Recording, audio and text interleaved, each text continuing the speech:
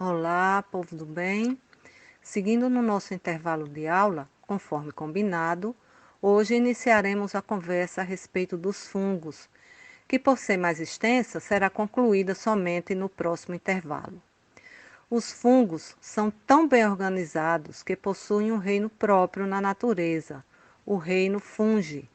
De acordo com a Lana Collen, autora do livro 10% Humano, publicado recentemente em 2018, voltaremos inclusive a falar a respeito desse livro. A ciência classifica a árvore da vida simplificadamente em 3 domínios: bactéria, arqueia e eucária. O último deles, o eucária, se subdivide em 4 reinos: protistas, fungi, que é o reino dos fungos, plantas e animais. Os fungos e nós estamos no mesmo reino. Dá para começar a entender o porquê de serem considerados micro-organismos tão bem organizados.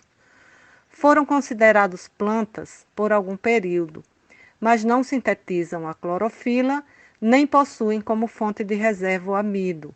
Deixaram de fazer parte, então, desse reino das plantas em 1969, segundo o site Portal e Educação. Também não são classificados como animais, apesar de possuírem o DNA e o RNA como material genético. É uma característica bastante marcante nos animais. Na natureza, são responsáveis por funções muito importantes para o ecossistema, como a decomposição de outros micro-organismos e organismos, contribuindo decisivamente para a manutenção do ciclo de produção de energia. Podem ser também predadores e parasitas.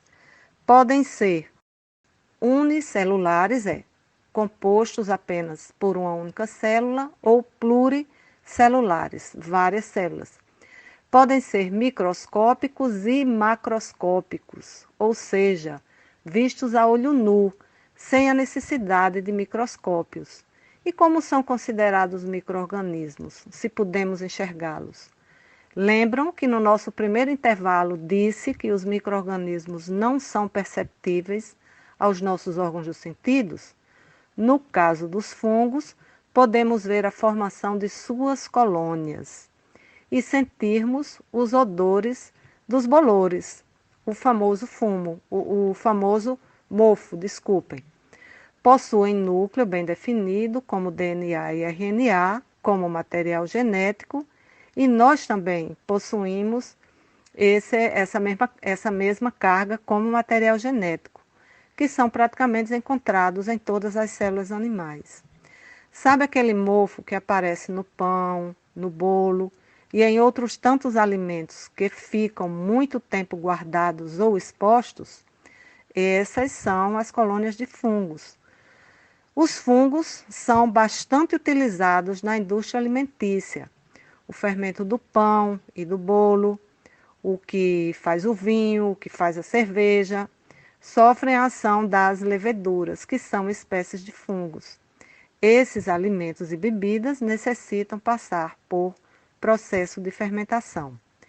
Concluiremos a conversa, então, a respeito dos fungos no próximo intervalo. Até lá!